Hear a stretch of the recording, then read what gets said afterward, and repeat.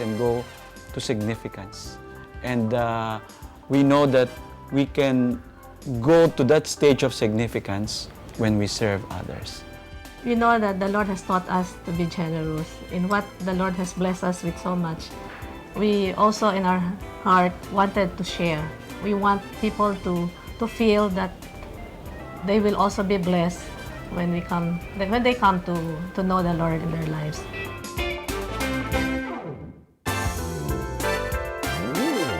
As for me and my household and my wife, we will serve the Lord. Until when will I serve? Until our physical bodies can withstand it.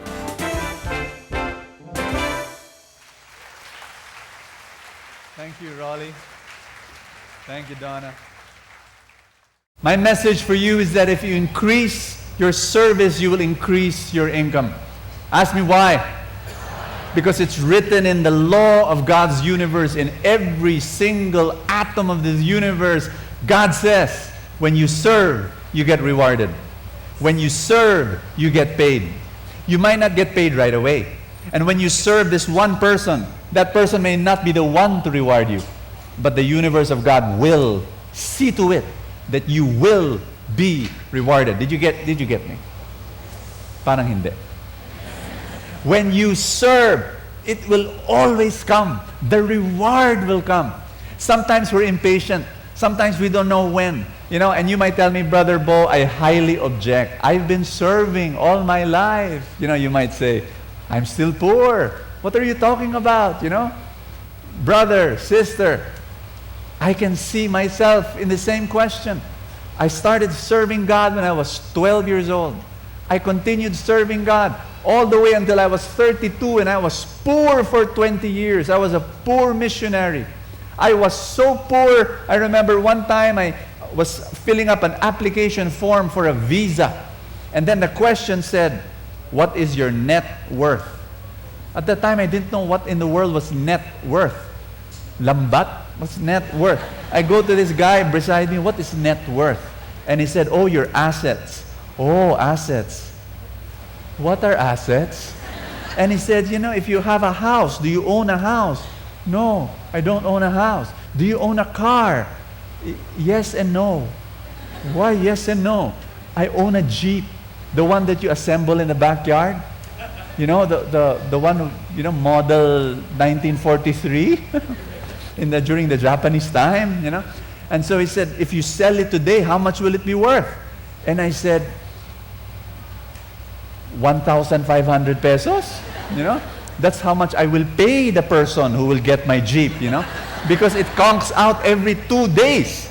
And I'm already praying for the future owner. Lord, give him patience amidst tribulations, And so he said, do you have money in the bank? And I said, no, I don't have money in the bank. So he was shaking his head and he said, you mean to tell me your net worth is in your wallet? And I said, yes, it's in my wallet.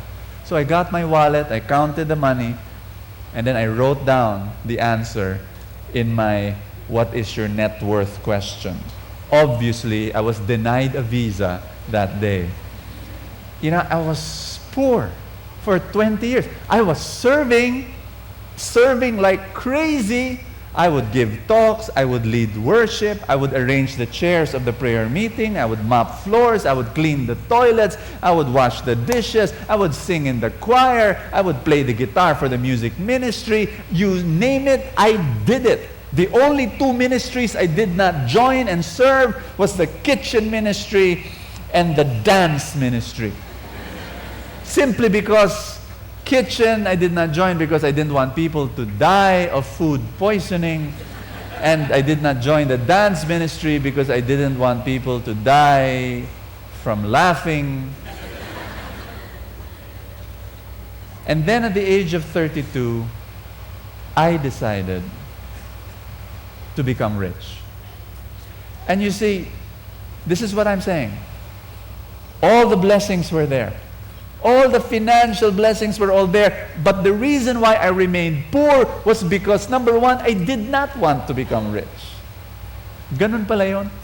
The blessings are there, but if you don't want to become rich, And number two, I did not know how to become rich. So for those 20 years, I was not getting the financial blessings. Did you get that? I'll give you a few examples of what I mean. Number one, I had a small allowance as a missionary during those 20 years. Never did it occur to me that I should save 10 to 20% of it every month and invest it, because I felt that was not trusting God. Number two, I did not think of business whatsoever. During those 20 years, I had business people who were my friends. Not once did I ask them, how do you start a sideline? Number three, not once did I think of charging for my services, because during that time, some companies, big companies, humongous companies, would invite me to speak. And what's your speaker's fee? No, I don't charge. And you know why I said that? Because really, I would feel icky if I would say, this is how much I charge. No. And in hindsight, I think it was pride. Pride. I wanted people to look at me as a holy person, that I will not charge. And so I would, many times, I would speak in those corporate events. They would hold it in 5-star hotels. And they would spend millions for the event. And they will pay the MC. They will pay the caterer. They will pay the waiters. They will pay the singer. They will pay the lights person and the audio person. The only person they will not pay is the keynote speaker. Me. Why? Because I did not charge. You got what I'm saying? But when I started changing, and at the age of 32, I made a decision to become rich.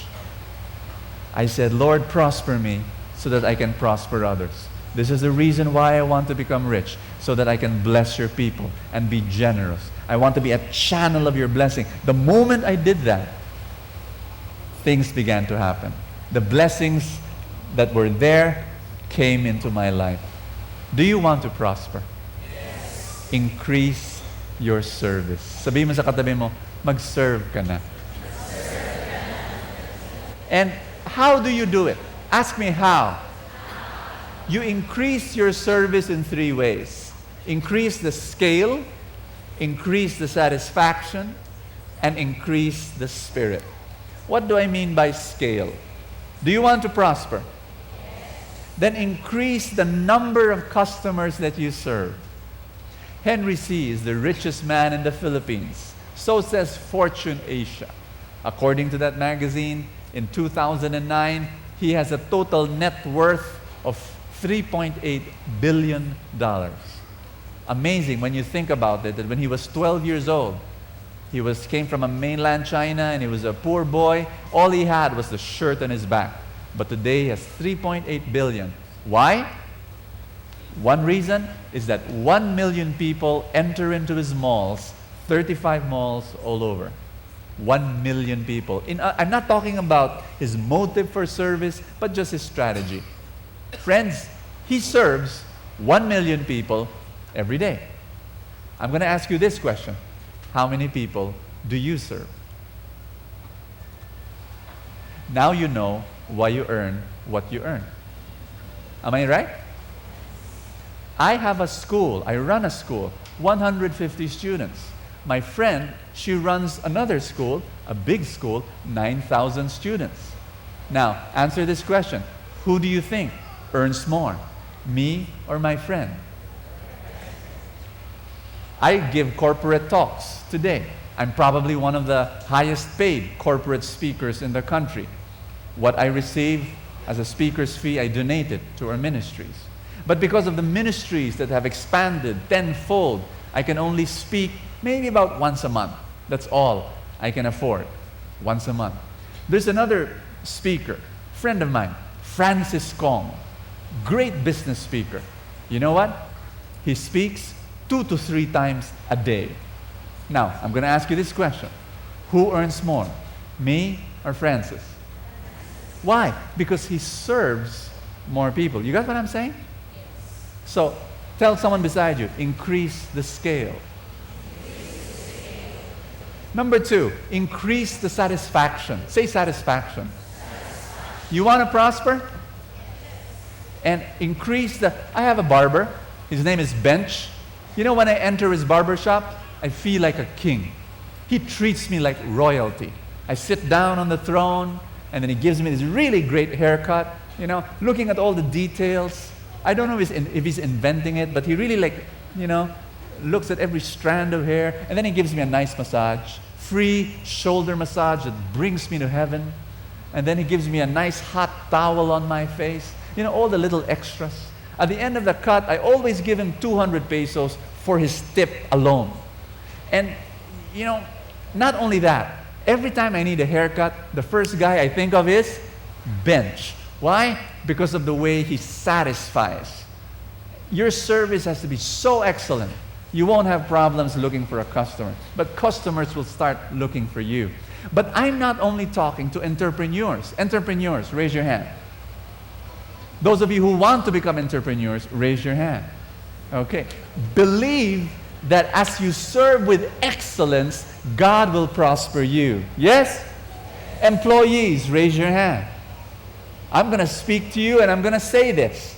Serve with excellence. Serve with quality. Serve in such a way that your external and internal customers will be so satisfied. But I'm going to give you this one warning. Ask me what? Your boss may not appreciate you. Some of you are saying yes. Your company may not recognize you. But you know what? It's okay. Tell someone beside you, it's okay. Ask me why? Because when you serve, you will be rewarded. Now, your company may not reward you, your boss may not recognize you, your boss may not admire you, but guess what? You will be rewarded. Somewhere, somehow, God will find a way to reward you. The universe of God will find a way to reward you. People will hear about how excellent you are as a servant. People will hear about how great you are as an employee, as a manager, as a salesperson. And then another person, another company will recognize you, will hire you on the spot. You got what I'm saying? So every day, serve with excellence. This is what you do. Ask me, what am I going to do? Serve your boss the way you serve God. No! You don't know my boss. He's the devil. I don't care if he's the devil.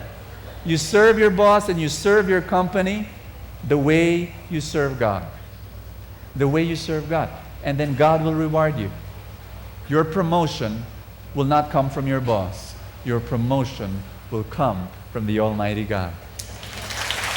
Cool. And here's the third thing. Scale, satisfaction, and spirit. Say spirit. It's a scale. The question is, how many customers do you serve? Satisfaction. How many customers are happy with your service? And spirit, how many customers have become your friends? It's not only about excellent service. It's about service where you do it because you love. The best business strategy in the world is to love your customer. To serve in such a way that you're not even thinking about the profit. You're not even thinking about what's in it for me. You just love a customer. You just love a customer. You just love a customer. What's going to happen? Rewards will come back. Believe it. It will. It really, really will. I'll give you an example. Let's say two people come and approach me and they're offering the same product. You got that? The same quality. You got that? But this one I do not know. This one I know. Where will I buy? Okay. Two other people. Erase it. Two other people. Same quality, same product. This person I know. This person I like. Where will I buy? Another two people. Two persons. Same product, same quality. This person I like. This person I love. Where will I buy? Bottom line. Say bottom line. Business is about relationships. You got that? It's about relationships. It's about, loving people. And people think that business is about money. And yes, you could do that in that way, but I don't want to do it that way. I want business to be done in love. I want to sleep well at night. That I wasn't unfair with my customer. Yes, I earned money, but because I over-delivered. You know, I wowed him with my service. He's so happy with me. And you know what? We're friends. And we're brothers. And we love each other. You got that? Friends, I'd like to close this with maybe just giving you examples of what happened to me. You know, for 20 years I was poor. And then at the age of 32, I'm a late bloomer, okay? At the age of 32, I decided, okay, I'll be rich. By the way, have you decided to be rich? Yes. I'm not forcing this on you. Really, I'm not. Here's my belief. Spiritual people can be the most prosperous people in the world if they choose to be the most. You have to choose. God leaves it up to you. I mean, you can be very spiritual and poor. It's fine if that's your choice. But if you choose to be rich, spiritual people can be the most prosperous people in the world. Ask me why. Because spiritual people love to serve. Because it's our calling. Because we wake up every morning with a reason, and that reason is to serve. Yes? Now, at the age of 32, I decided I'll be rich. I want to serve God, and I want to serve God with my wealth. I'm sick and tired of being poor. You know, it's so difficult to move, to operate, to do my ministry. You know, Lord, make me rich. I made that decision. Boom! Floodgates open. Blessings of God flowed in. Why? Because for 20 years I was serving. And it was like a dam of great blessings ready